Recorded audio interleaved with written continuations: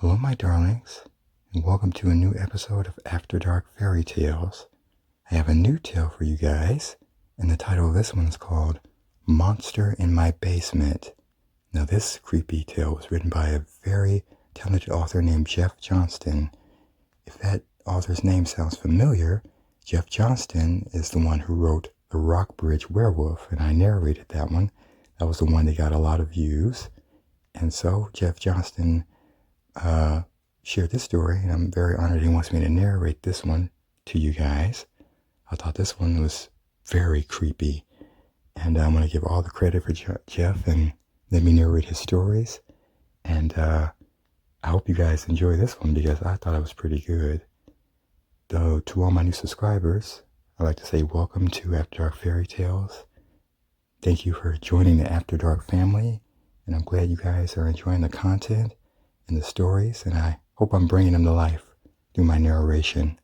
So, you ready to find out what Jeff's Monster in the Basement is all about? Well, here we go. Monster in My Basement by Jeff Johnston. It's Tuesday. It must be Tuesday. It has to be. I've been down here hiding from her for, how long has it been? 5, 6, 4 months now? If she finds me, she'll kill me. She's starving. Her teeth are as sharp as any Doberman's. Her claws can tear flesh from bone. I have to keep hiding if I want to outlast her. I can. Every day I come to this room and make a mark on the wall, right here. At least, I think. I can't remember. Is it Tuesday? What if I forgot to make the mark yesterday? Or today? I haven't seen the sun since I came down here, so I'm not sure when it's day or night. There are no clocks, no watches. My phone lost its charge a long time ago. There's nothing but an endless terror, trying to find scraps of food to keep me alive while I stay just out of her reach. It's not important. If I'm really quiet, I put my ear up to the walls. I can hear her breathing. That's where she lives now. She's so hungry. You can hear snarl and gnaw at something she found, like a rat or something else. I don't want to think about it. She attacked me once and took a bite out of my arm. I found a few beans in the bottom of a discarded can, sending me into an exaltation of such a small morsel.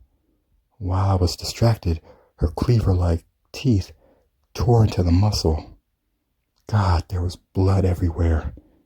In a panic, I grabbed a hammer and swung it at her. The blow glanced off her shoulder, catching her bone on the way down. She screamed, showing me her artillery, and scurried into a hole in the wall where the sheetrock had broken off. That's where she lives now. There was so much blood. She watches me. She's waiting for me to fall asleep. I think she's asleep now. If I put my ear up to the wall, I can hear the slow, deep breaths of slumber. I try to sleep when she does. If I let my guard down, she'll come out of the wall when I'm not paying attention. It would only take a moment to slash my throat out with her claws. They're so long and sharp. They're like steak knives. One heartbeat of not paying attention, and that's all she would need. She's so hungry. I can't escape either. I locked the door. I locked it, bolted it, sealed it, and blocked it off. I did what I could to make sure it can't be reopened. I wanted to trap her down here. I had to make sure she couldn't get out, no matter what happened. I had to trap her down here. It was the only way. Now I can't get out. I'm trapped here with her. I thought I could handle her. It made so much sense at the beginning. It always does. Now I'm trapped with her. She's going to kill me and eat me off. She's gonna eat the meat off my bones. But it was the only way. Is it Tuesday? It was fine at first. I had her under control, but that was back when there was food.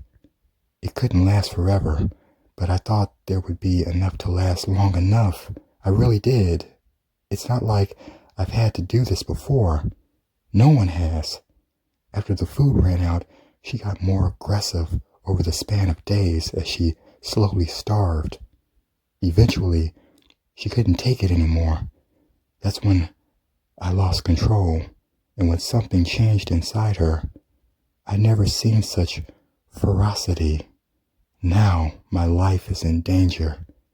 She'll eat what she can find inside the walls. It's saturating her hunger for now. She makes attempts to get at me, but they're really just tests. She's testing me to see how I react, but it won't last forever. Once the food in the walls runs out, then she'll come for me. Eventually, she'll win. I know she will. Eventually, she'll come after me. She's faster than I am, but that won't matter. I won't have anywhere to run. I'm locked in here. She's gonna kill me. She lives in the walls now. Did I tell you that already? She does. At night, I can hear her scratching the inside of the sheetrock. She wants me to know she's there. She's always there. She's watching me. Scratch, scratch, scratch. Quiet. She's awake now. I can hear her moving through the walls. She brushes up against the sheetrock and climbs over the pipes. She walks over the air vents and hangs from the cables. She's on the move now. Shh. Do you hear her?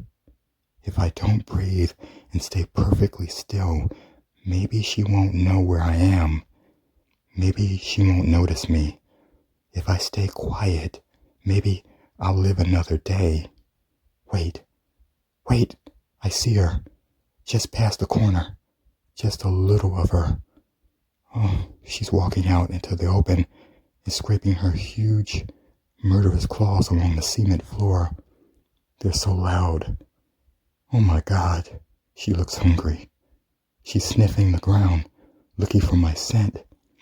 Oh God, she's pulling her lips back and showing those teeth, still stained red from her last kill. I'm moving to a dark place, as slow and quietly as I can, over here where the light doesn't quite reach. I'll pull my legs in so all of me is in the shadow.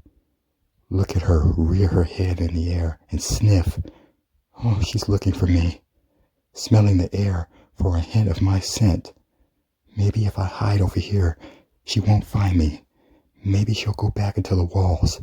She lives there now. I had to bring her down here. It was the only way. We'd planned this shelter together. We came down here and stacked the cans of food and packed the bags of freeze-dried meat. It was all we could do against the threat of the bomb. We knew it was coming. Everyone knew. Every day was a new story in the news about how the relationship with China had been breaking down. A nuclear strike was going to happen eventually, so we made a shelter out of our basement. It took months, but we did it. It was all we could do. We had to.